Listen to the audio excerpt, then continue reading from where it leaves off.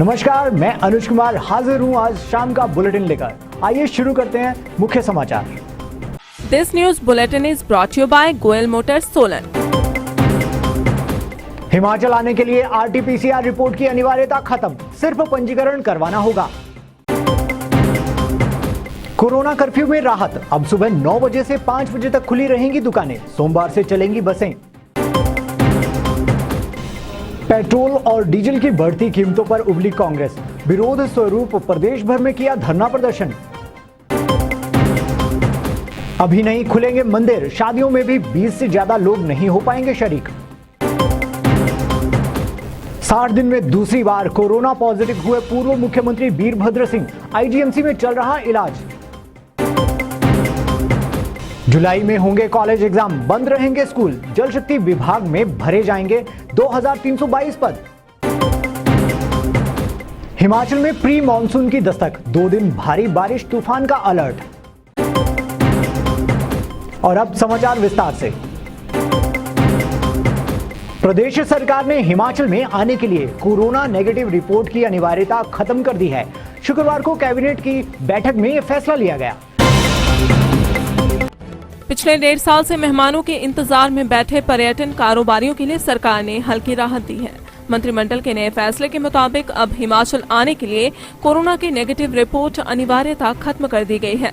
शुक्रवार को कैबिनेट की बैठक में हुए फैसले के तहत प्रदेश में प्रवेश के लिए सिर्फ सरकार के ई-पास पोर्टल पर ही पंजीकरण करवाना होगा।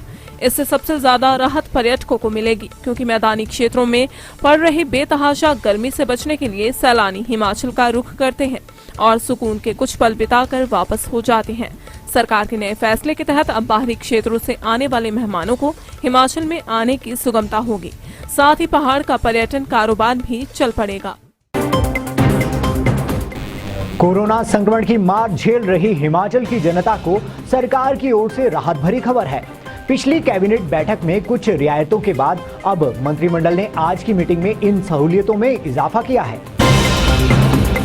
हिमाचल प्रदेश मंत्रिमंडल की बैठक शुक्रवार को पीटर हॉफ शिमला में मुख्यमंत्री जयराम ठाकुर की अध्यक्षता में हुई।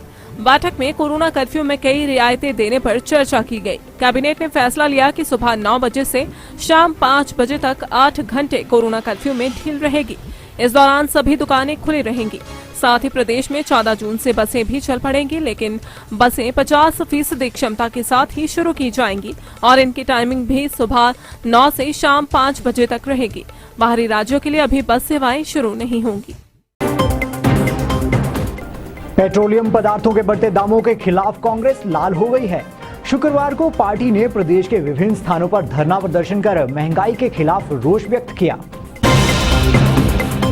आए दिन आसमान छूती पेट्रोल और डीजल की कीमतों से जहां महंगाई लगातार उछाल मार रही है, वहीं अब केंद्र व राज्य सरकार के खिलाफ कांग्रेस का गुस्सा भी बढ़ता जा रहा है। यही वजह है कि शुक्रवार को कांग्रेस ने देश भर में विरोध प्रदर्शन किया।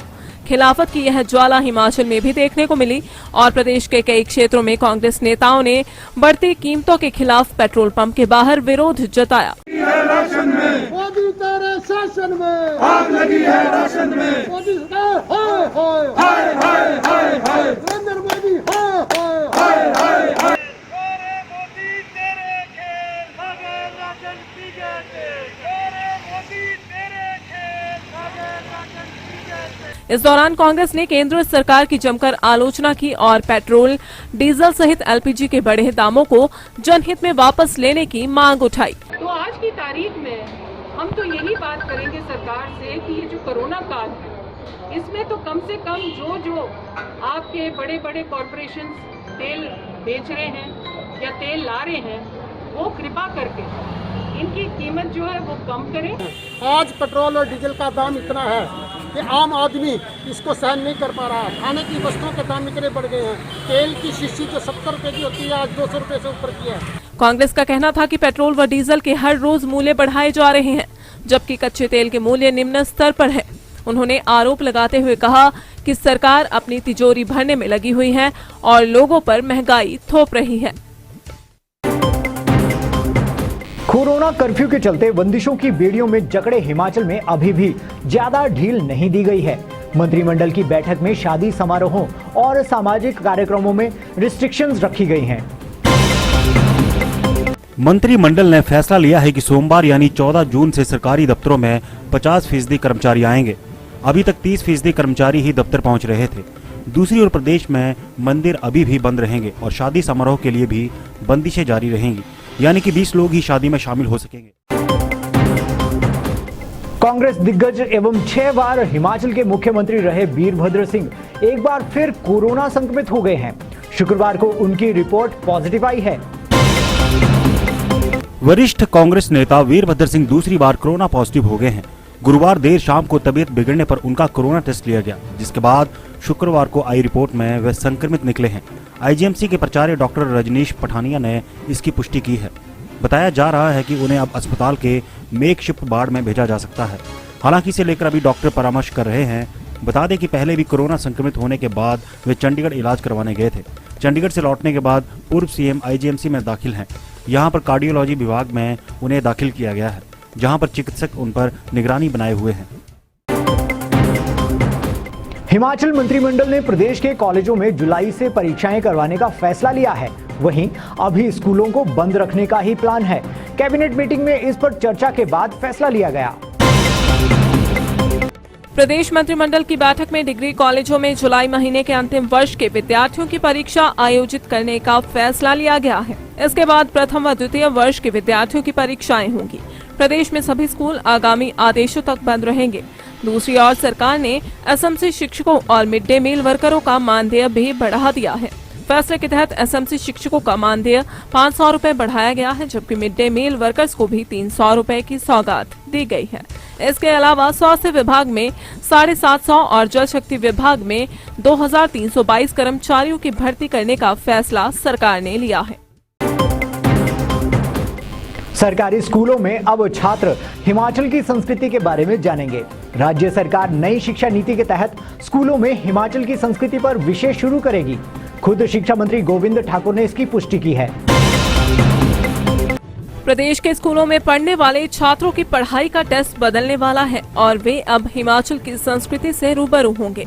नई शिक्षा नीति को लेकर गठित कमेटी को निर्देश मिले हैं कि वह तय करे कि किस तरह सिलेबस छात्रों को पढ़ाया जाना है। हालांकि विभागीय सूत्रों की माने तो 5वीं कक्षा से 8वीं तक के छात्रों को यह नया सिलेबस पढ़ाया जाएगा। हिमाचल की संस्कृति के विषय में छात्रों को हर साल अलग अलग जिला की लोक संस्कृति, खान पान, ऐतिहासिक मंदिर और पर्यटन स्थलों के बारे में बताया जाएगा। वहीं हिमाचल के मशहूर कवि, लेखक, नेता व ब्रिटिश काल से अब तक राज्य में हुए बदलाव के बारे में भी बच्चों को पढ़ाया जाएगा। अहम यह है कि इस विषय के माध्यम से छात्रों को हिमाचल की राजनीति के बारे में भी जानकारी दी जाएगी। कुल मिलाकर स्कूलों में शुरू होने वाले इस विषय के माध्यम से छात्रों को हिमाचल से रूबरू करवाया जाएगा। प्रदेश में प्री मॉनसून ने दस्तक दे दी है। बीते 24 घंटों के दौरान राज्य में दर्ज की गई बौछारें प्री मॉनसून की पहली बारिश थी। आइए एक नजर डालते हैं आज की वेदर रिपोर्ट पर। मौसम विभाग ने प्रदेश में 2 दिन तक बारिश के साथ तूफान की आशंका जताई है, जबकि समूचे प्रदेश में 17 तक मौसम के अड़ियल बने रहने के आसार हैं। बात अगर शुक्रवार की करें तो अधिकतर क्षेत्रों में मौसम साफ रहा और दिन के समय धूप खिली रही, मगर दोपहर बाद शीतलहरों का प्रवाह शुरू हो गया, जिससे लोगों को गर्मी से कुछ हद तक राहत मिली। ठंडी हवाएं चलने से अधिकतम तापमान में 1 से 4 डिग्री सेल्सियस तक की गिरावट आई है। धर्मशाला के अधिकतम तापमान में सबसे ज्यादा 4 डिग्री तक की गिरावट दर्ज की गई है। इसके अलावा डलहौजी, हमीरपुर, कांगड़ा, ऊना, शिमला और भुंतर का पारा 2 डिग्री सेल्सियस तक लुढ़का है, जबकि सुंदरनगर व सोलन के तापमान में बीते रोज के मुकाबले बढ़ोतरी दर्ज की गई है। अब चलते चलते प्रदेश की 53 दवा कंपनियों में छापे। निरीक्षण के दौरान 10 इकाइयों में पाई गई अनियमितताएं। मीलवा में तूफान ने मचाया कहर। पेड़ गिरने से नीचे दबा पूर्व सैनिक, मौके पर तोड़ा दम। पोंटा साहिब में यमुना में वही जलती चिता। अचानक जल स्तर बढ़ने से कर्मचारियों ने जान पर खेलकर बाहर निकाला शव। और बिलासपुर में ऑनलाइन एफडी के चक्कर में ग्रामीण ने गंवाए 7.5 लाख। शातिरों ने झांसे में लेकर लगाई चपत। आज के बुलेटिन में बस इतना ही। 9:30 बजे देखना ना भूलें शिमला से विशेष प्रसारण।